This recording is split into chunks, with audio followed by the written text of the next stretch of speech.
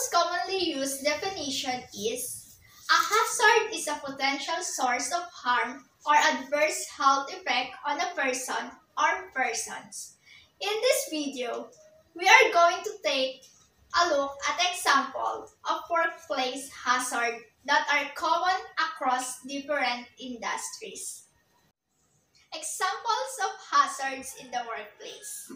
Safety and health hazards can present unsafe working conditions that can may cause injury or illness. It can be hard to identify hazard in a working environment. They can take many different forms and include, first, slips and trips, single biggest cause of injury at work, caused by a poor housekeeping, unsuitable footwear, insufficient maintenance. 2. Working from height. Falls from height are one of the major causes of workplace fatalities, includes ladders, roofs, or any raised work area. 3. Lifting operations includes being struck by a falling load, overtuning, or people falling from height.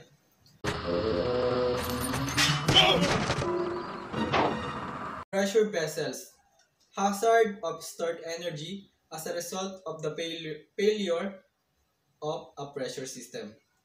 5. Workplace plant and equipment. Equipment must be suitable for the intended use and maintenance in the safe condition. 6. Electricity. Present most work environment, electricity present high hazard potential. 7. Fire safety. Fire hazard exists in most workplaces and the consequences can be very severe. 8. Workplace transport. The risk of injury from moving vehicles is present in almost all workplaces.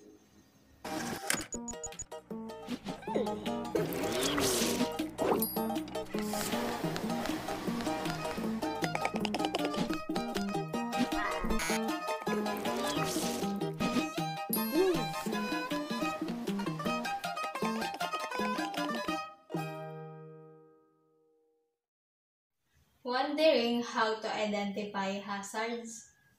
When you work in a place every day, it is very easy to overlook some hazards. So here are some tips to help you identify the hazards that matter. Check manufacturer's instructions or data sheets for chemicals and equipment, as they can be very helpful in spelling out the operating risk and what precaution you should take. Look back at your accident and health records. This often help to identify the less obvious hazards or risk hotspots in your business. Remember to think about long-term hazards to health, like exposure to harmful substances, common causes of work-related mental illness, and high levels of noise.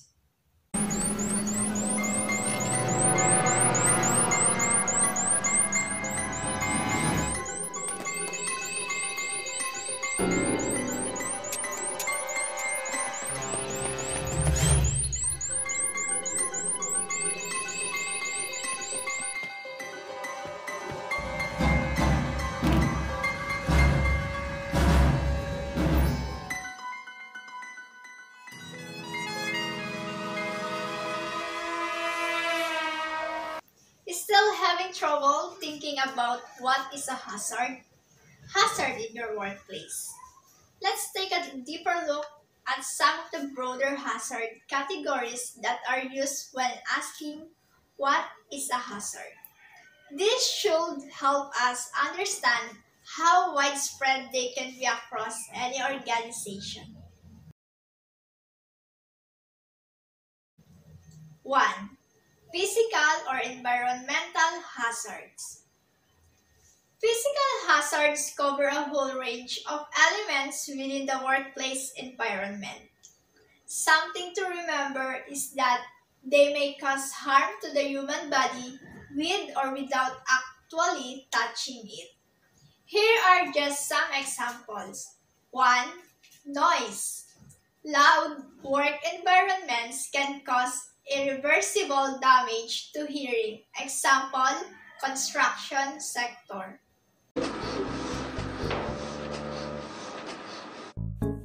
2. Dust.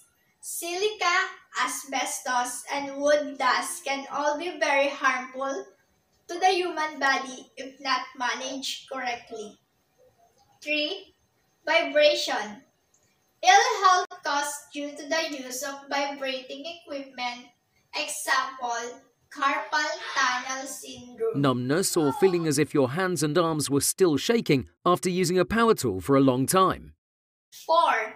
Radiation, including ionizing and non-ionizing. Example, microwaves, radio waves, and etc. Next is the chemical hazard.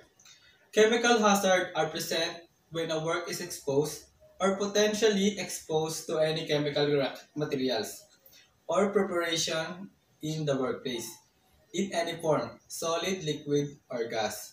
The level of harm that can be caused by a chemical varies widely, so you must interpret how it will interact with the work process and workers.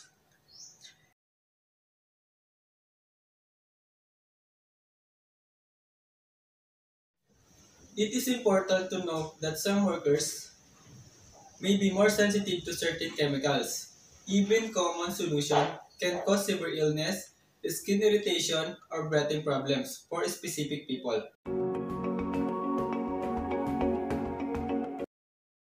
Here are some examples that would be classes as chemical hazard in the workplace. First, liquid.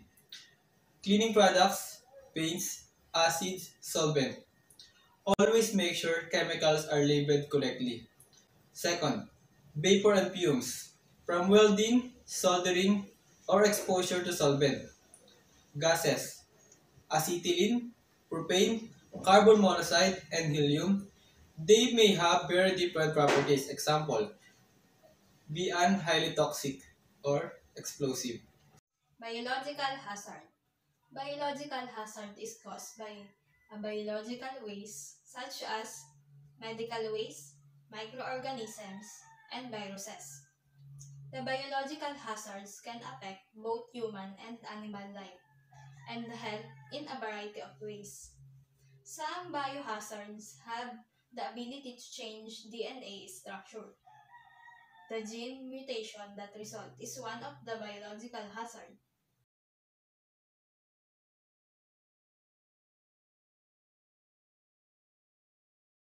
Biological hazards include exposure to harm or disease associated with animals, people, or infectious plant materials.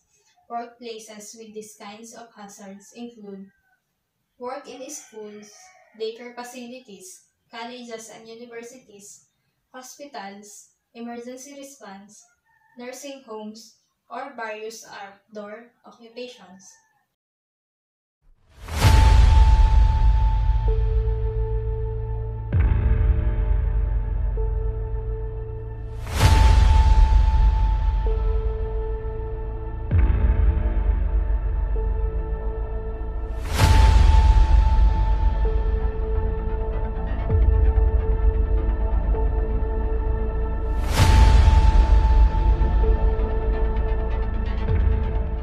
Biological hazards would include the following: blood and other body fluids. For example, hepatitis and HIV, fungi and mold, bacteria and viruses.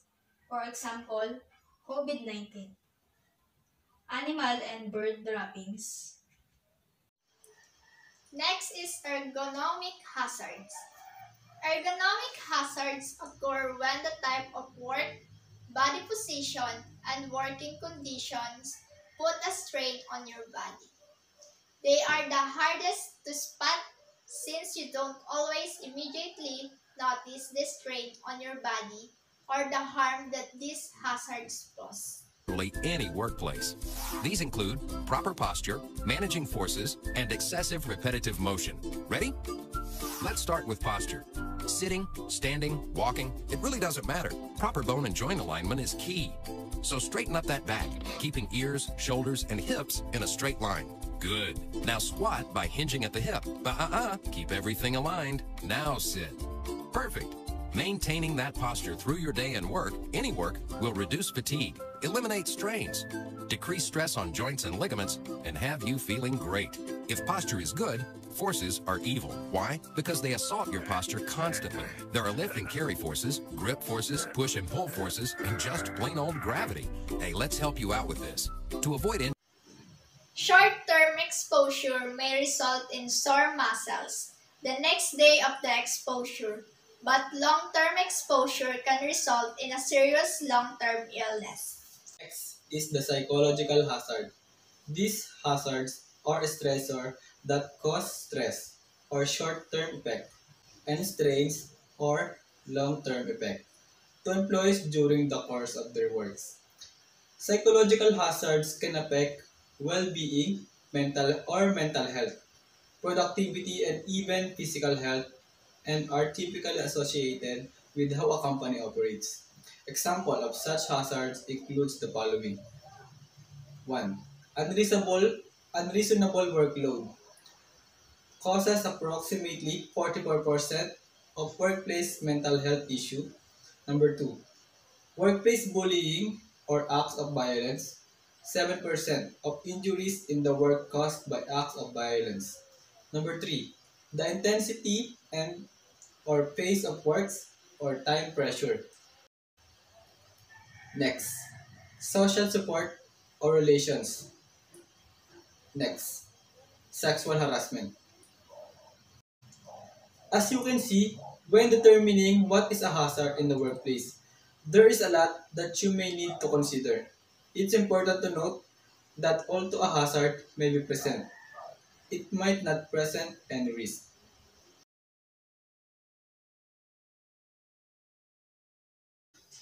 If you are dealing with substances which may be hazardous to health, it would be useful to get familiar with the globally standard hazard symbols.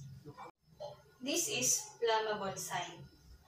If your facility uses highly flammable materials, post flammable signs to mark hazardous materials that can cause fires and explosions.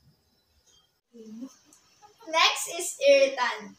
It means may cause various conditions such as respiratory irritation, drowsiness or dizziness, allergic skin reaction, serious eye or skin irritation, harmful if swallowed, and contact with skin. Examples, washing detergent, toilet cleaner, or coolant fluid. Next is toxic. It means the substance can be toxic or fatal if swallowed, in contact with skin, or if inhaled. For example, pesticide, biocide, methanol. Environmental hazard. It means very toxic to aquatic life with long-lasting effects. Toxic to aquatic life with long-lasting effects. Examples, pesticides, biocides, petrol, and turpentine. Next is corrosive. It means may be corrosive to metals, causes severe skin burns, and eye damage. Examples, drain cleaners, acetic acid, hydrochloric acid, and ammonia. Is oxidizing. It means may cause or intensity fire, or oxidizer. May cause fire or explosion, or is strong oxidizer. Example, bleach, oxygen for medical purposes.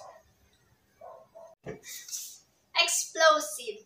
Substance may be any of the following. An unstable explosive, mass explosion hazard, severe projection hazard, fire, blast or projection hazard, may mass explode in fire. Examples, fireworks and ammunition. Next, gas under pressure. It means contains gas under pressure. May explode if heated, contains refrigerated gas, may cause cryogenic burns or injury. For example, gas containers, cylinders, and air conditioning units. Now we know how to determine what is a hazard and what is not. We need to figure out which hazards pose a risk to our employees. When we refer to risk in relation to occupational health and safety, the most commonly used definition is risk is the likelihood that a person may be harmed or suffers adverse health effects if exposed to a hazard.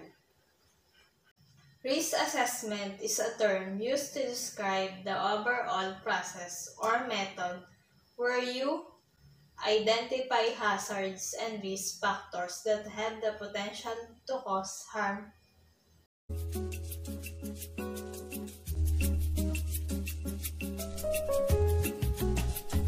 Next, analyze and evaluate the risks associated with that hazard.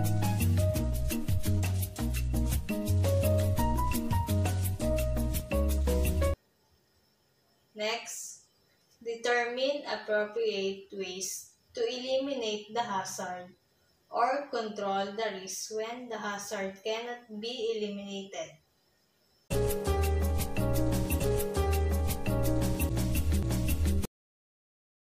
The 5S system is a lean manufacturing tool that improves workplace efficiency and eliminates waste.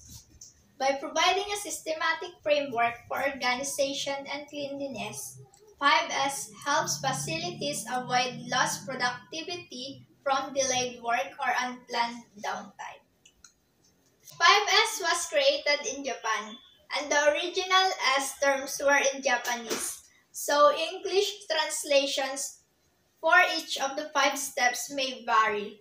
The basic ideas and the connections between them are easy to understand. These steps feed into each other, so the sequence is important. Step 1. Sort. The first step in the 5S process is sort, or sayuri, which translates to tidiness. The goal of the sort step is to eliminate clutter and clear up space by removing things that don't belong in the area. Clearing the work area. For these steps, take a close look at the items, tools, and materials in a work area. Items that are necessary or useful for the work being done in that space should be kept there. Everything else should be removed. Some of those removed items will need to be thrown away or recycled. Other items might belong to another work process or location. They should be returned to their homes. However, you might find some items that you are not sure about. If you find an item that you cannot identify or that has uncertain ownership, it's time to use a red tag. Red tagging temporarily attaches a highly visible tag to the item, which notes where it was found and when. Then, red tag items from all work areas are collected in a single location, a lost and found for tools, materials, and equipment. If a work area is missing an important tool, check the red tag collection area to see if it was found somewhere else. Supervisor for each workspace should check the red tag collection area periodically in case something has been missed. Anything that belongs in a workspace should be taken back there. Second step, set in order, was originally called Seiton, which translates to orderliness. A variety of names have been used in English. Systematic organization, straightening out, and simplify.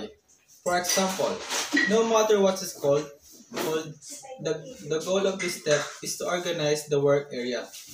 Each item should be easy to find, use, and return. A place for everything and everything in its place. Tools that are used frequently should be stored near the place they are used.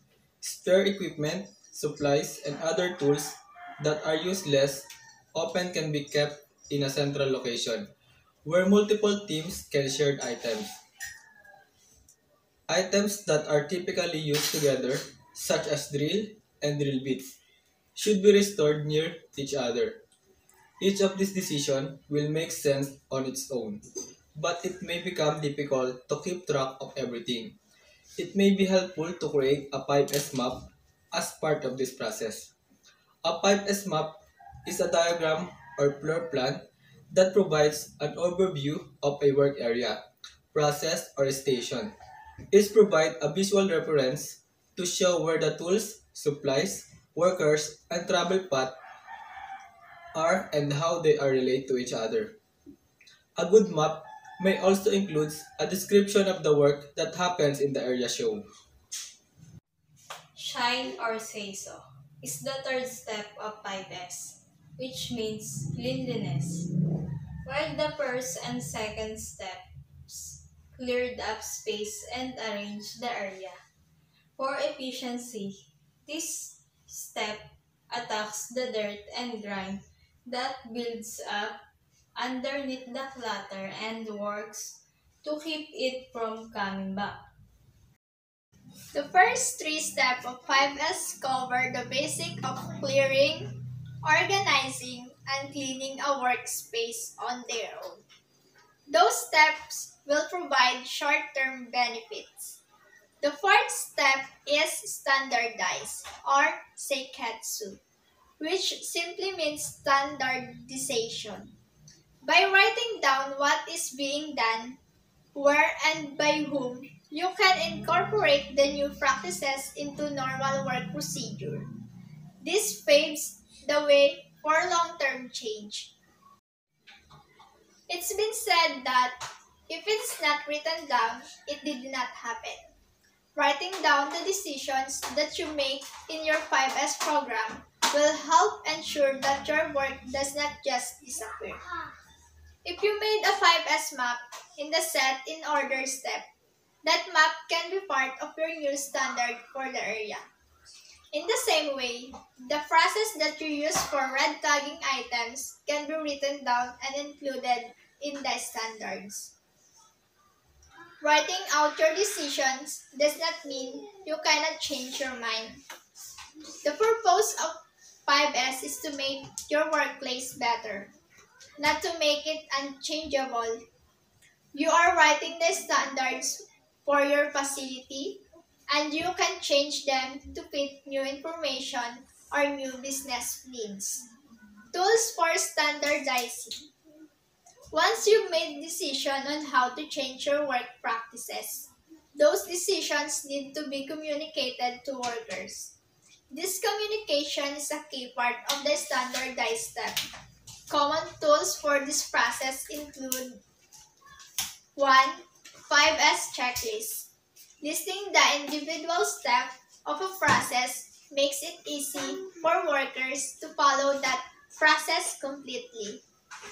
It also provides a simple auditing tool to check progress later on.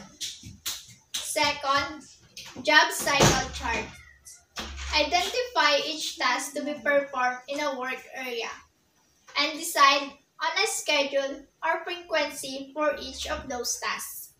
Then, assign responsibility to a particular worker or job duty. The resulting chart can be posted visibly to resolve questions and promote accountability. Third, procedure, labels, and signs.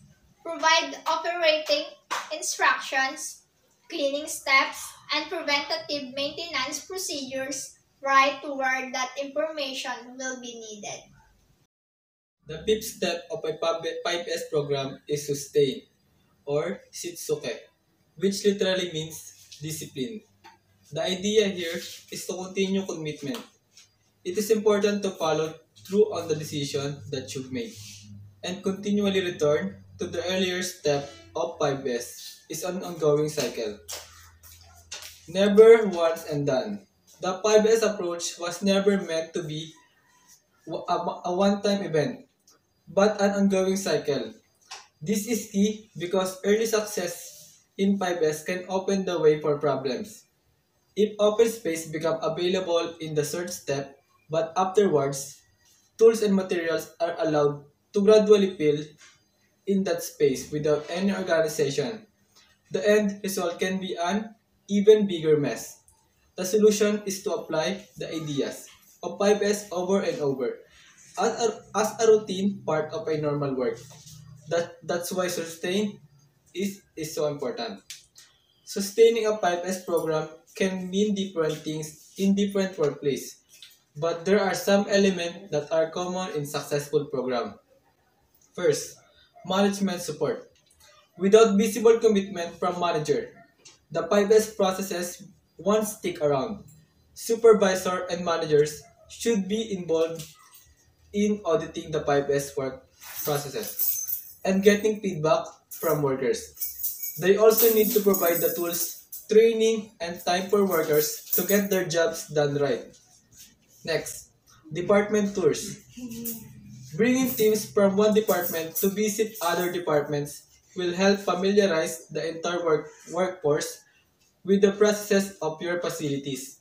This type of cross-pollination helps to spread good ideas and inspire people to come up with new ways to improve the 5S implementation. Next, updated training. As time passes, there may be changes in your workplace, such as new equipment, new products, or new work rule. When this happens, revise your 5S work standards to accommodate those changes and provide training on the new standard.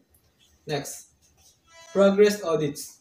The standards that are created in the 5S program should provide specific and measurable goals.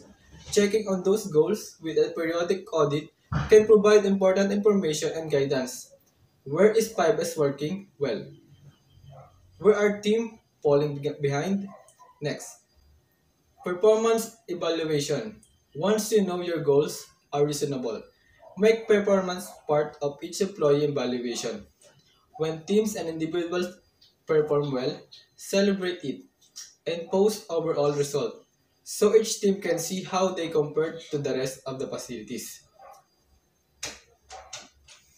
While it's the last step in the sequence, sustain is not the end of the 5S as a whole. One pass through the step can expose problems that were hidden beforehand. Following the step again can resolve those problems and help discover new ways to improve. Continue through the cycle again and again to keep your facility at the top of its potential.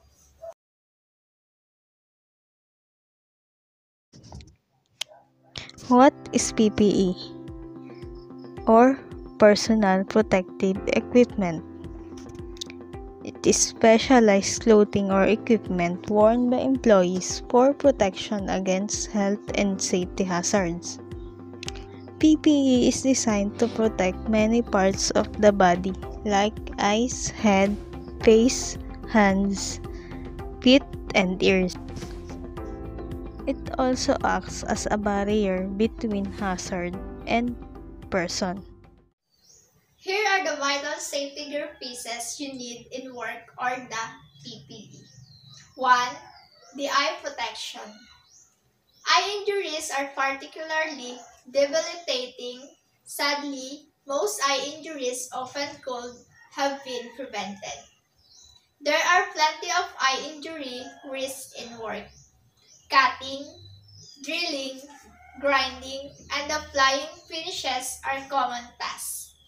They're also hazardous to your eyes. Common eye protection gear include impact-resistant glasses with side shields, wrap-around goggles, and full-face screen and visors. It's good practice to put on your eye protection at the start of your job and keep it on until finish. Next is hearing protection. Hearing damage usually happens after long-term and consistent high decibel noise exposure. It's rare for a single event to damage your hearing permanently. Over the course of many months or years working in a noisy environment, work can result in hearing loss. You have two main hearing protection types in following safety guidelines. The first are earplugs, while the second is earmuffs. Plugs are suitable to filter general noise but don't give the same protection that earmuffs do. Respiratory protection. You have fine particles flying from fabrication and noxious fumes from paints and sealants. All this gets into vulnerable lungs.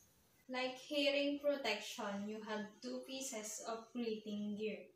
One is a disposable dust mask, the other is a filtered respirator. Next is head protection. Head injuries can be severe. Scalp wounds bleed excessively, while hard impacts can result in traumatic brain injury. They're easily preventable as long as you're wearing head protection. An approved hard hat repels falling items dropped from above. They also prevent collision when you suddenly raise and strike an overhead object. To give you the best protection, make sure your approved hard hat fits right, is not modified in any way, and is kept in a good shape. Next, hand and foot protection. Two common injuries happen to your hands and feet. Hands are more likely to get cut or burned, while feet suffer crushing, twist, and sprain injuries. Gloves range in materials from leather and rubber to insulated materials. PPE footwear can be steel, toe, slip, and shock resistant, and have ankle and metatarsal support. Clothing protection. Most workers wear high visibility clothing on all construction sites, regardless of what specific jobs they hold. High-vis clothing makes sense, as you never know when you might be around traffic or need to be seen by a coworker. Protective clothing extend to chemical and fire-resistant coveralls. Waterproof or repellent wear also falls into the clothing PPE category.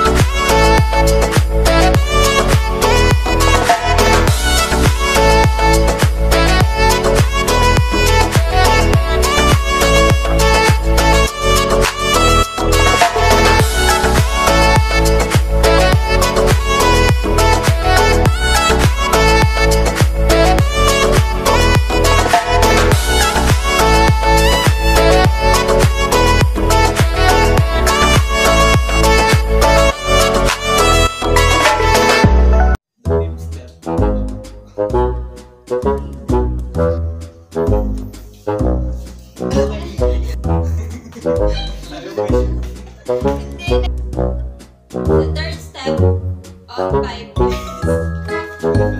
is